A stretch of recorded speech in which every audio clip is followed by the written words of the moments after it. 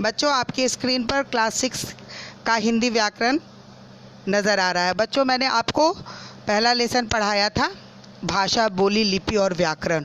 आशा है बच्चों आपने इसके प्रश्न उत्तर को अच्छी तरह से उतारा होगा और आप खेलने कूदने में भूल भी गए होंगे। तो ऐसा करते हैं, हम लोग फिर से इसको रिवीजन करते हैं। रिवीजन का मतलब होता है वापस से इस लेसन के कुछ मुख्य बातों को हम पढ़ेंगे, समझेंगे। और अगर आपने इसका व्याकरण का लिखित कार्य नहीं किया है तो इसमें मैंने पेंसिल से उस लिखित कार्य को कर दिया है, जिसे आप सुंदर अक्षरों में पेंसिल से ही अपने बुक में यानी अपने किताब में उतारेंगे और बच्चों सुंदर और साफ अक्षरों में आप इसे लिखने का प्रयास करेंगे। आपके स्क्रीन पर बच्चों पहला है भाषा, बोली, लिपि और व्याकरण, जो कि आपका पहला लेसन है जिसे आप बहुत अच्छी तरह से पढ़ चुके हैं। इसकी कुछ मुख्य बातों को मैं आपको वापस से रिवीजन भी कराती चलूँगी। जैसा कि मैंने बच्चों आपको बताया था कि इसके कुछ मुख्य बातों को मैं आपके सामने रिपीट करूँगी, जो कि आपने पूरे पहले पाठ में पढ़ा है। विचारों के आदान प्रदान के साधन को बच्चों हम भाषा कहते हैं। भाषा दो प्रकार की होती है, मौखिक तथा लिखित।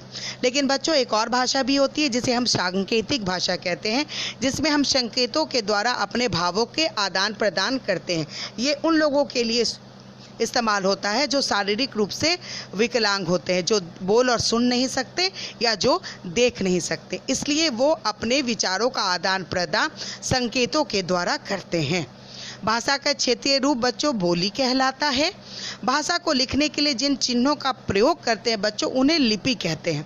व्याकरण का वो शास्त्र जो हमें किसी भाषा को शुद्ध रूप से बोलना और लिखना सिखाता है, और ज्ञान का संचित कोश ही साहित्य कहलाता है। बच्चों ये मैंने आपको पाठ 1 का पूरे पाठ का एक रिवीजन कराया है, और ये रिवीजन मैंने आपको इसलिए कराया है ताकि आप अच्छी तरह से इसे समझें, पढ़ें और याद करके अपने कॉपी में भी उतारें, और तभी जा कर के आप भाषा, बोली इन सबों को समझ पाएंगे।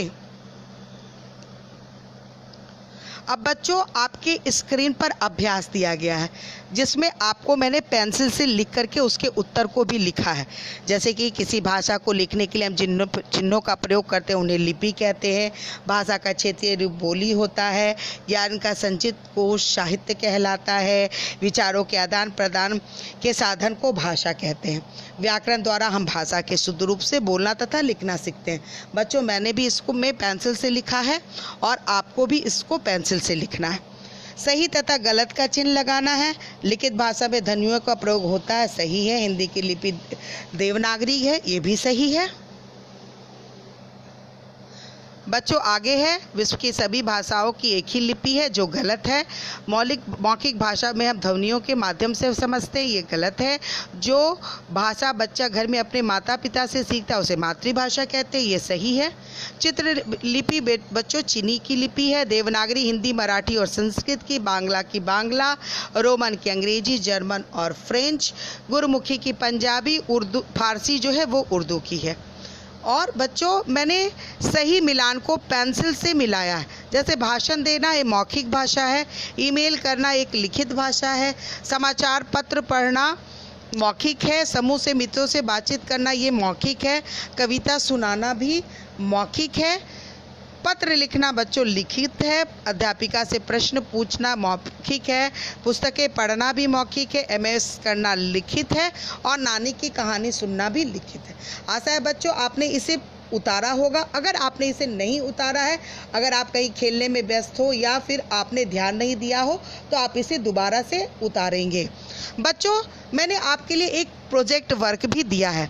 आपके नीचे परियोजना और गतिविधि लिखी हुई है। बच्चों इसमें आपको अपने पसंद के 4 में से कोई 2 परियोजना कार्य लिखना है। जैसे पहला हमारे राष्ट्रीय गान और राष्ट्रीय गीत किसने लिखा है, आपको इसके बारे में लिखना है। विभिन्न देशों के राष्ट्रीय झंडे चार्ट पेपर पर चिपकाना है। एक छोटे से चार्ट पेपर को लेकर के जिसमें आपको कुछ देशों के राष्ट्रीय झंडों को चिपकाना है। भारत के विभिन्न प्रांतों में बोली जाने वाली भाषाओं को भी आपको अपने कॉपी में चिपकाना है। हिंदी साहित्य में दिए जाने वाले कुछ पुरस्कारों जो राष्ट्रीय और अंतर्राष्ट्रीय स्तरों पर दिए जाते हैं, आप उनके बारे में भी आपको लिखना है। जैसे नोबेल पुरस्कार होता है बच्चों, जो अंतर्राष्ट्रीय स्तर पर दिया जाता है। साहित्य अकादमी पुरस्कार होता है बच्चों, जो राष्ट्रीय स्तर पर दिया जाता है। तो इन सभी को आप एक चार्ट पेपर में सुंदर से परियोजना कार्य बनाएंगे।